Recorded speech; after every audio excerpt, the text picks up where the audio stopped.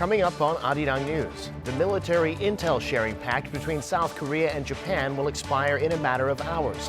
They're divided over trade, security, and history, and it seems unlikely they'll reach a deal to renew the pact. President Moon Jae-in opening a new production line for semiconductors, pledges to make South Korea #1 in the global chip industry.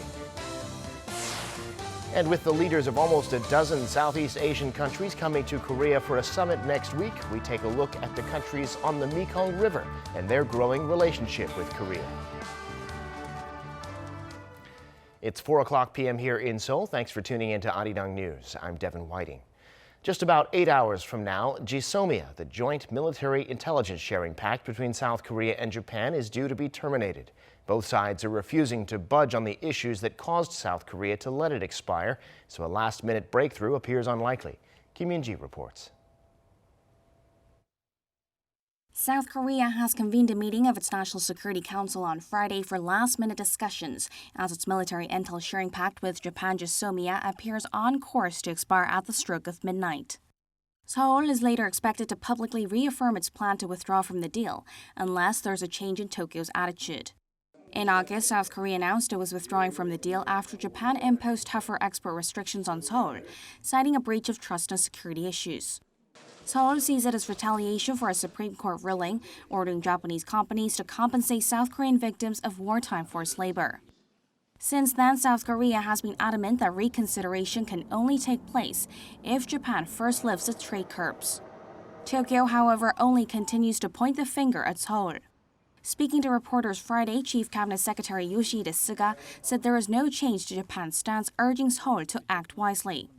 Tokyo has been saying that export restrictions, GSOMIA, and historical issues are different matters that need to be dealt with separately. The U.S. has also been pressuring Seoul to retract its decision, saying the pact is vital to three-way security cooperation and that its termination will only benefit North Korea and China. However, South Korea plans to make use of the trilateral information sharing arrangement, which includes the U.S. as an intermediary, as it did before GSOMIA was signed. Washington has called on both Seoul and Tokyo to work together to solve the issue. The U.S. Senate has also unanimously passed a resolution highlighting the importance of GSOMIA and that its suspension will hurt Washington's national security at a time when North Korea is engaging in increased provocations. Kim Min-ji, Arirang News. South Korea's Foreign Minister Kang Kyung-hwa spoke with U.S. Secretary of State Mike Pompeo over the phone on Thursday about various issues concerning both countries. According to Seoul's foreign ministry, they talked about sharing the cost of stationing U.S. troops here, as well as GSOMIA. Kang and Pompeo said they'll continue to communicate at various levels and schedule a date to meet for in-depth discussions. The U.S. State Department said the two sides also reiterated their commitment to work together in the Indo-Pacific region.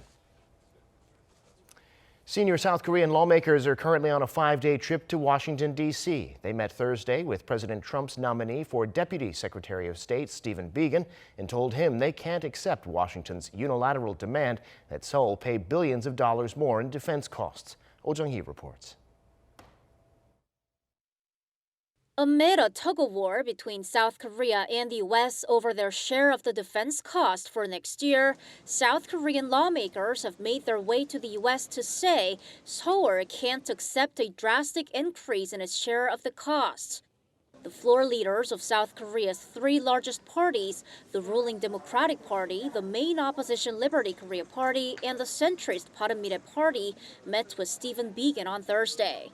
Biegun is currently U.S. Special Representative for North Korea, but has been nominated to be the next Deputy Secretary of State.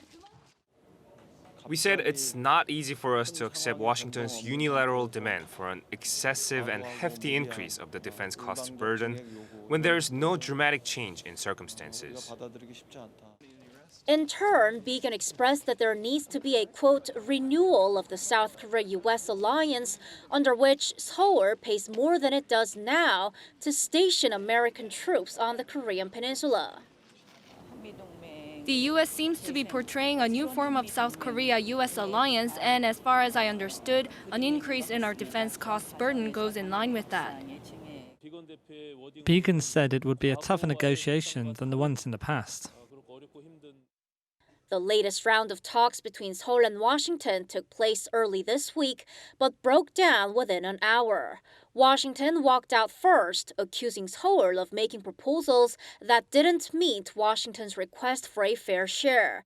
Seoul pays $870 million for this year under the current deal, and reports have suggested the Trump administration has demanded Seoul pay $5 billion next year. But despite the vast gap between Seoul and Washington on financial issues, the U.S. maintains it'll keep its military forces in South Korea. The Pentagon said there was, quote, absolutely no truth to a South Korean report that the U.S. military was preparing to withdraw one brigade from South Korea, which consists of 2,000 to 4,000 troops. The U.S. Defense Department then demanded the 조선일보 immediately retract the story. 오정희, Arirang News.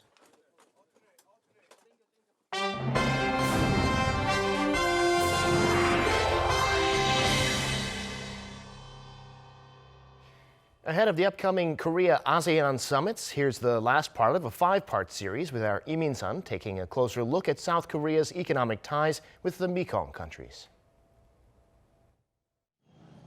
The Mekong countries of Vietnam, Cambodia, Laos, Thailand, and Myanmar have had ties with regional powers such as China and India since the 1990s and have also maintained close relations with the US and Japan. South Korea has taken a bit longer to start working with the 5 Mekong countries.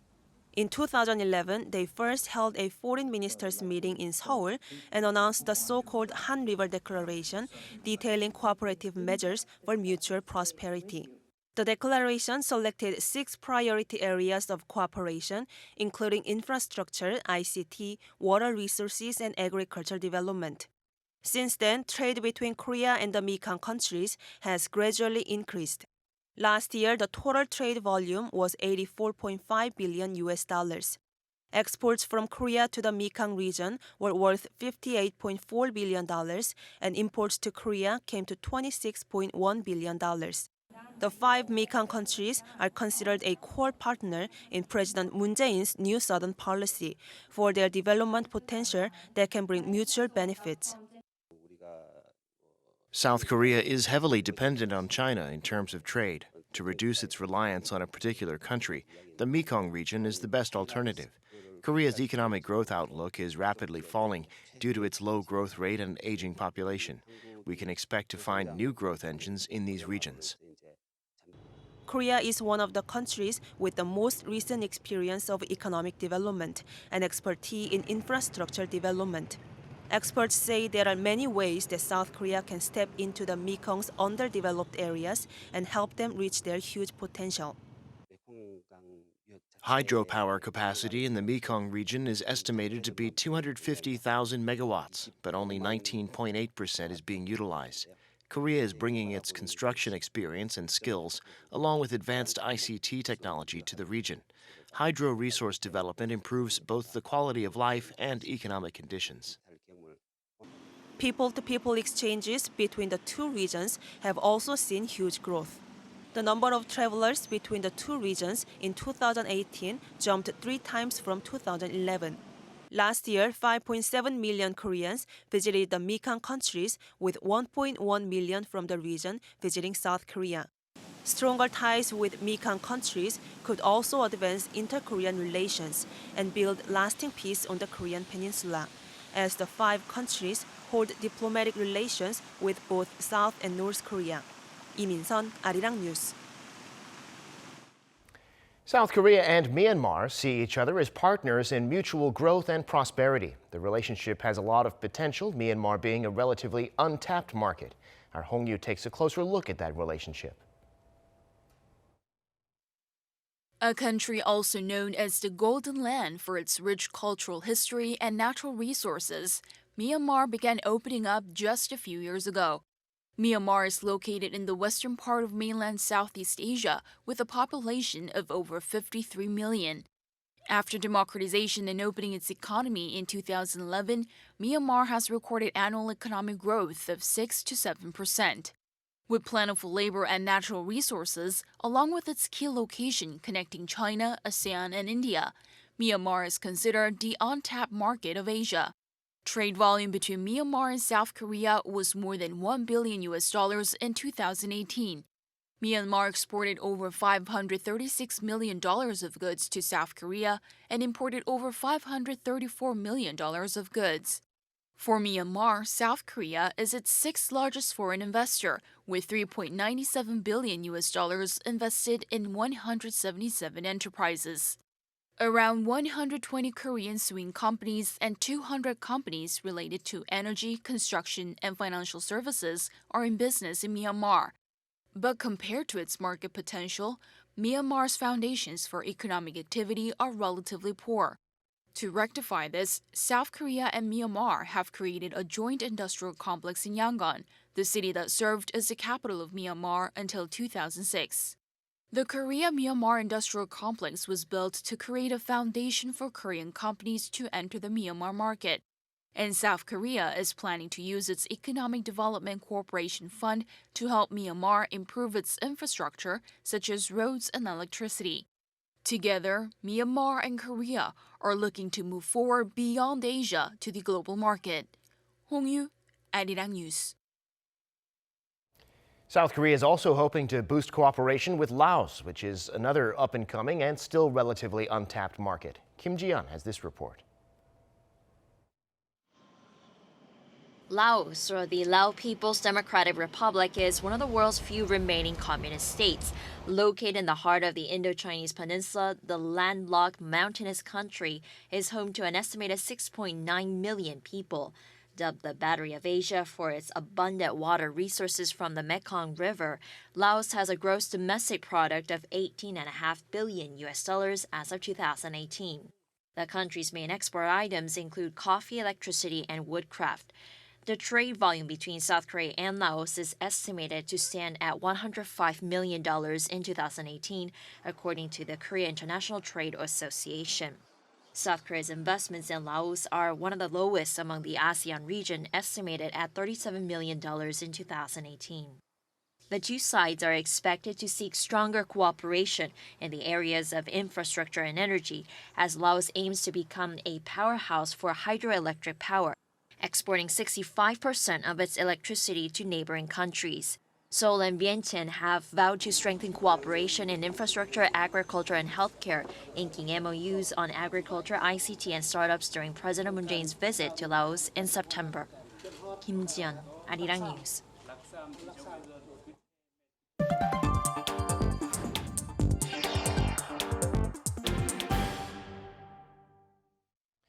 President Moon Jae-in is confident that despite the headwinds facing the industry, Korea's semiconductor manufacturers can become #1 in the world. Opening a new production line today, he said with a steady supply chain, they'll be unshakable. Shin Se-min reports. President Moon Jae-in has expressed his confidence that South Korea can become the world's #1 semiconductor manufacturer on the back of a stabilized supply chain of materials and components. 우리의 반도체 산업 경쟁력에 더해 소재 부품 장비의 공급이 안정적으로 뒷받침된다면 반도체 제조 강국 대한민국을 아무도 흔들 수 없을 것입니다. The president made the comments and again promised to support the semiconductor business while visiting a newly constructed silicon wafer plant at MEMC Korea's factory in Cheonan, Chungcheongnam-do Province. MEMC Korea is the local unit of Global Wafers, a Taiwanese company that is one of the world's leading silicon wafer suppliers and has invested heavily in the new production line. Such remarks from the president come on the eve of the termination of the military intel sharing pact of GSOMIA with Japan, initially sparked by Tokyo's unilateral decision to remove Seoul from its list of trusted trading partners, tightening regulations on exports of key materials critical to production of semiconductors. Renewing his unshaken determination, the president expressed an ambition to boost the nation's semiconductor sector. 한국은 메모리와 시스템 반도체를 아우르는 종합 반도체 강국으로 도약할 것이며 반도체 소재 부품 장비 기업들에게 세계 최대의 수요 시장이 될 것입니다. On the government level, the president gave his word that he will continue to drive up support by setting up a supply support center for the industry and also by easing regulations for licensing the expansion of factory lines. Shin Se-min, Arirang News. Yet another organization cutting its forecast for South Korea's economic growth this year. The OECD downgrading by 0.1% to 2% even. Lee Seung-jae reports. The OECD on Thursday downgraded its growth outlook for South Korea's economy for this year to 2% amid a slowdown in global trade. The organization's latest outlook represented a drop from its previous forecast of 2.1% in September. The report said economic growth will remain subdued in South Korea as the global slowdown and trade tensions hold back exports, while high uncertainty weighs on investment. The OECD also said a gradual recovery in global demand for semiconductors and expansionary fiscal policy will support the economy. Currently, semiconductors account for nearly a fifth of South Korea's exports. The OECD also expects the Bank of Korea to further ease monetary policy in 2020, as headline inflation will remain below the 2% inflation target. This comes as the BOK cut its benchmark interest rate by 0.25 percentage point to 1.25% in October, a low not seen since June 2016. Despite the cut in South Korea's growth outlook, the OECD left its outlook for 2020 unchanged, predicting the economy will grow to 2.3%. Lee Seung-jae, Arirang News. Time now for an in-depth look at the market news on this Friday, and for that I'm joined on the line by Dr. Kim Se-won, professor of economics at Ewha Women's University. Dr. Kim, thank you for coming on today. Good afternoon, Devin. Good afternoon. Well, the People's Bank of China on Monday lowered its short-term funding rate for the first time in 4 years. Then it cut another key rate on Wednesday, trying to shore up growth. Tell us about that and what effect it's had on the markets. This year's Chinese economy is experiencing declining more than expected due to quite a few structural problems in China. For stimulating economic growth, Chinese central bank decreased prime rate by 0.05% on last Tuesday.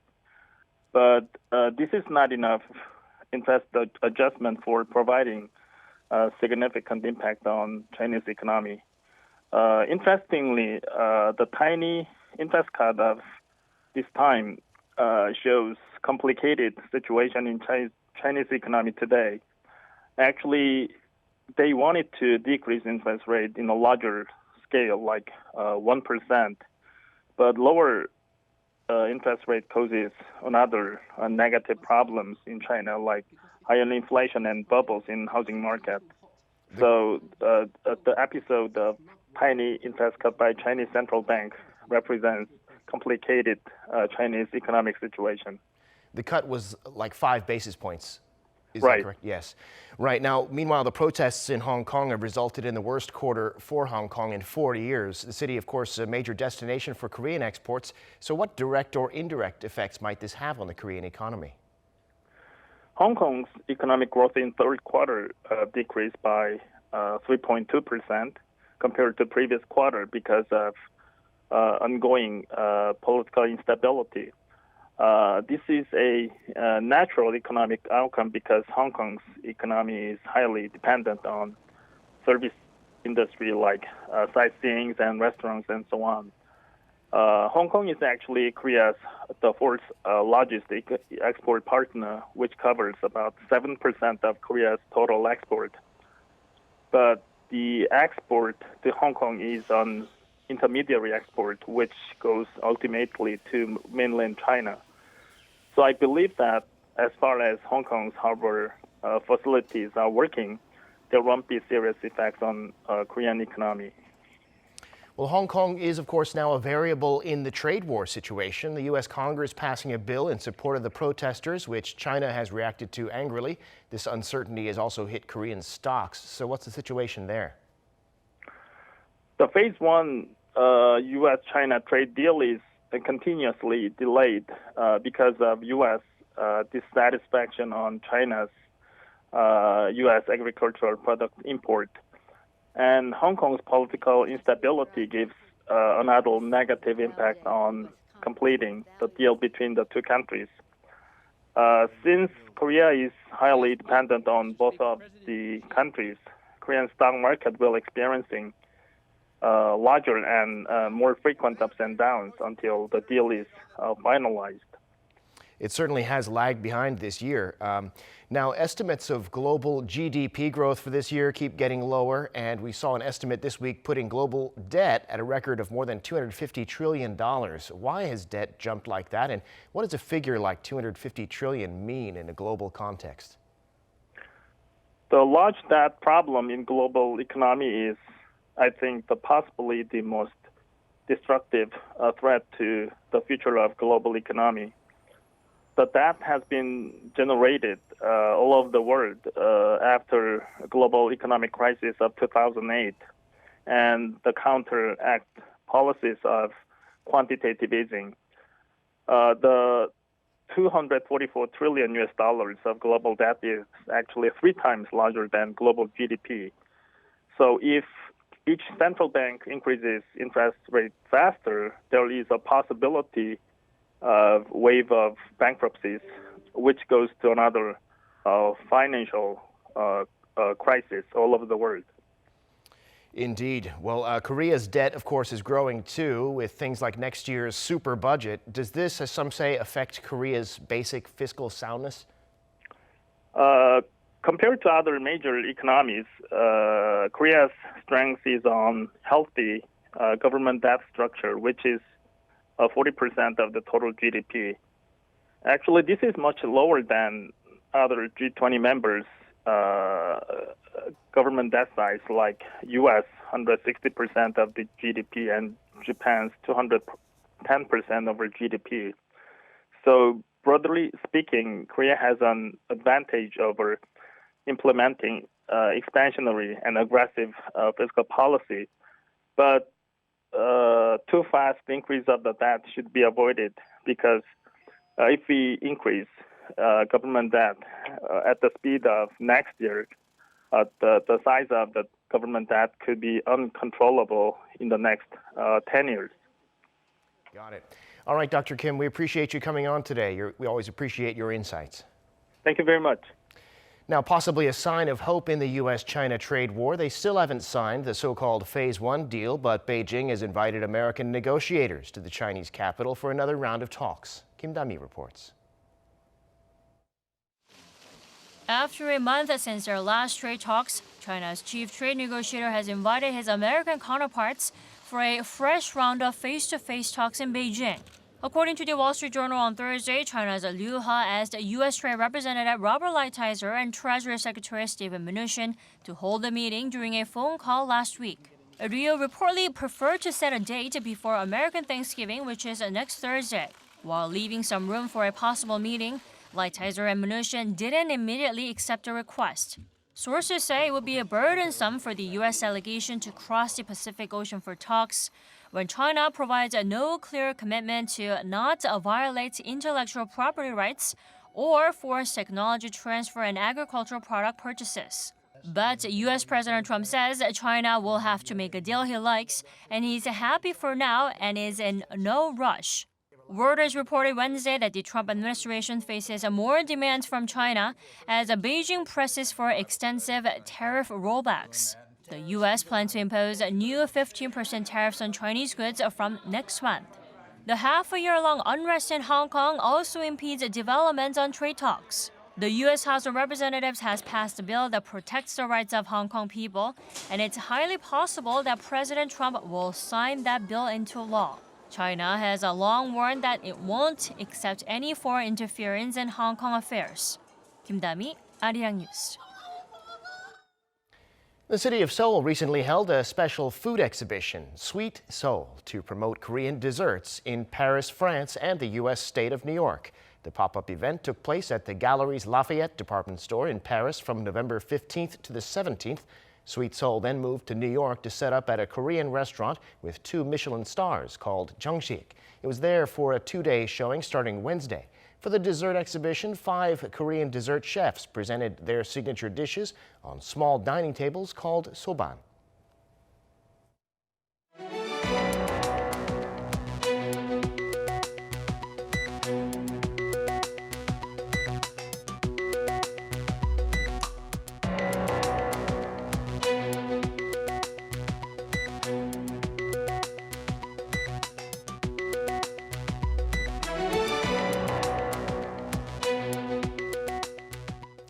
And that brings us to the end of this newscast. Thank you for watching. More live news coming your way at 7 p.m. Korea time.